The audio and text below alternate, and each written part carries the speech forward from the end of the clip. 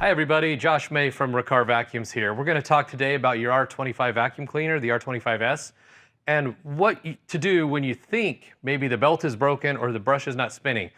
One of the nice things about this vacuum being a 2-motor upright is it doesn't use a normal glorified rubber band as to run the brush roll. It actually uses a belt. It's a serpentine belt. It's reinforced with Kevlar. Doesn't stretch, doesn't wear. So what happens when you suck up something that you should not have and all of a sudden the brush isn't running?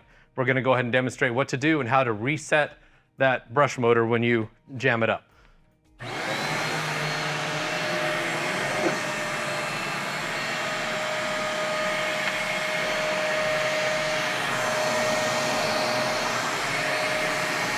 So we just sucked up something we shouldn't have.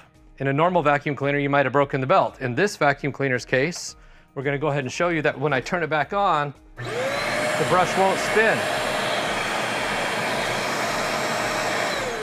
A lot of times you might think, oh, the belt is broken, I need a new belt, but not on this machine. This has 2 motors, it has a reset on it, and that belt is guaranteed for the life of the vacuum. That's what that lifetime belt sticker means. So we have to find the reset button, which is right here. It's popped out. You can actually see a little white coloration on it. That's what happens when we jam it. It pops this little amperage breaker out, so we just reset it.